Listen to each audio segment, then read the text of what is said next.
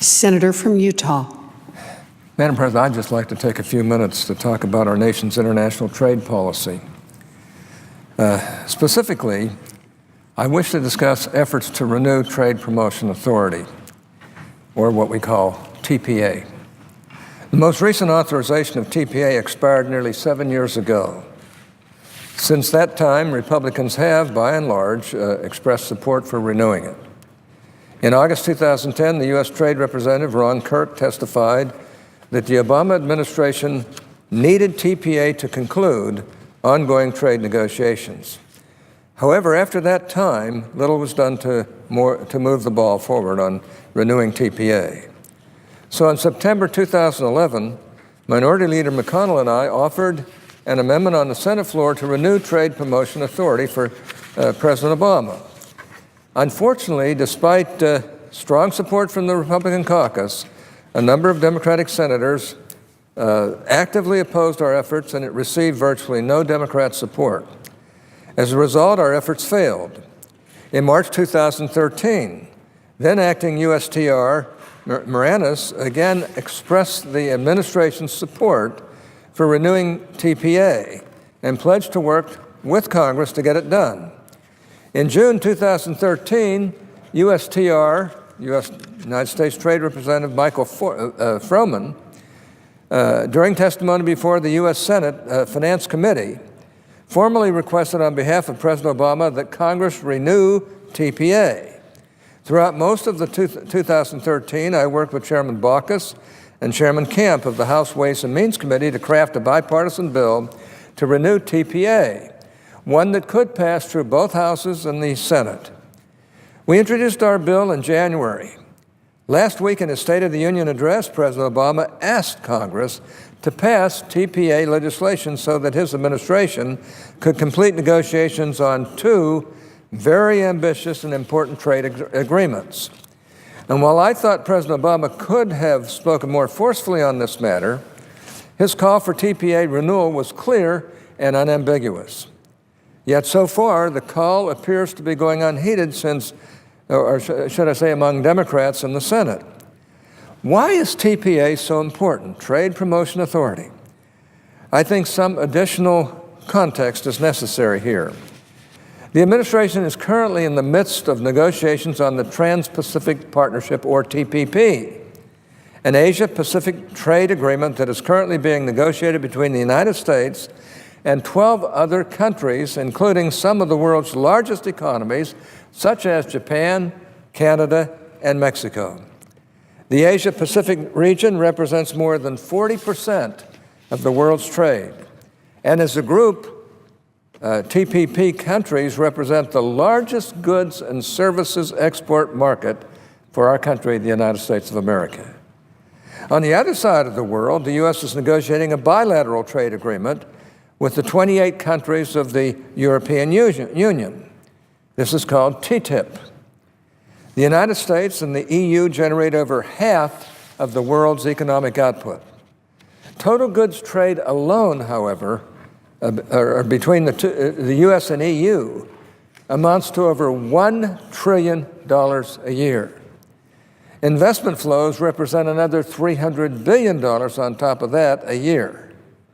Together, these two trade agreements have the potential to greatly expand access for U.S. products into foreign markets around the world.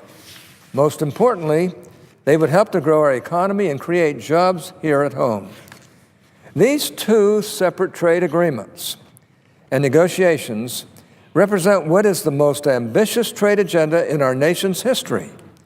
While everyone knows that I'm a pretty outspoken critic of the Obama administration, I believe the administration deserves credit on this front. But if these negotiations are going to succeed, Congress must approve TPA. Because of the unique structure of our government, our country needs TPA. Our trading partners will not put their best deal on the table unless they know that the United States can deliver on what we promise. TPA empowers our trade negotiators to conclude agreements and provides a path for passage in Congress. That is why every president since FDR has sought trade promotion authority. No economically significant trade agreement has ever been negotiated by any administration and approved by Congress without it. Put simply, if Congress does not renew TPA, the TPP negotiations and the TTIP negotiations with the European Union will almost certainly fail. That is why it is so disconcerting to me to see how some of my colleagues across the aisle have responded to the President's call for TPA renewal. TPA is one of the few issues where both parties can and should be able to work together to achieve a common goal. I know that I, along with my Republican colleagues, stand ready and willing to work with the administration to approve TPA as soon as possible. And I think I have a reputation of working across the aisle and bringing people together. This is one I'd like to bring people together on, and I shouldn't even have to argue about it. But I do. I believe the bipartisan bill Chairman Baucus and I recently introduced to renew TPA would receive strong bipartisan support in the Senate if it were allowed to come up for a vote. Indeed, I am confident that the vast majority of my colleagues would join me in supporting the bill, both Democrats and Republicans. The problem is, Republicans are not in the majority in the Senate. It is the Democrats that control the agenda. And unfortunately, the President's call to renew TPA does not appear to be a priority for some of the Democrats, certainly the leadership of the Democrats. The question is, will Senate Democrats work with the President on this issue? I don't know the answer to that question, but I have to say that things don't look very good to me. Instead of robust support for the President and his trade agenda, the response we've seen from some Democrats has ranged from awkward silence on TPA to outright hostility. Needless to say, I'm extremely disappointed by this. Madam President, the issue here is fairly simple. If we want to grow our economy through trade, the Congress must approve TPA and do so soon. The President can play a unique and key role here.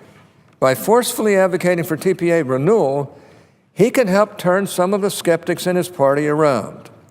Recently, the Financial Times published a powerful editorial which outlined the need for TPA and the role the President must play for TPA to succeed. According to the editorial, quote, 20 years ago, President Bill Clinton pulled out all the stops to push through approval of the controversial North Atlantic Free Trade Agreement with Mexico and Canada. He was able to squeak through a narrow victory by deft lobbying of lawmakers and a willingness to make a strong case for globalization to the American public. Mr. Obama is lagging behind his predecessor on both counts. The case for TTIP and TPP are both strong. The time for Mr. Obama to move these arguments has arrived. He has every incentive to succeed. Failure to secure TPA would be a grievous blow to his presidency, unquote. Now, I understand that there are some powerful political forces that lead some of my friends on the other side of the aisle to oppose international trade. However, let's be clear. If we fail to approve TPA, we will be doing our nation and our economy a great disservice. International trade is a good thing for our country. It is one of the few tools Congress has to grow our economy that does not add to the federal deficit. Madam President, as I mentioned, Senator Baucus and I, along with Chairman Camp, have negotiated and introduced a bipartisan, bicameral TPA bill. It is, in my opinion, the only TPA bill that stands a chance of getting passed in both the Senate and the House of Representatives. My colleagues on the other side of the aisle have a choice. They can either work with the Republicans to pass our bill and empower our country to complete these important trade agreements, or they can throw up more roadblocks and cast more uncertainty on the President's trade agenda. As I stated, Republicans stand ready to work with President Obama on these issues and to help these trade negotiations to succeed. For the sake of our country and our economy, I sincerely hope my Democrat colleagues and friends here in the Senate are willing to do the same. Madam President, I yield the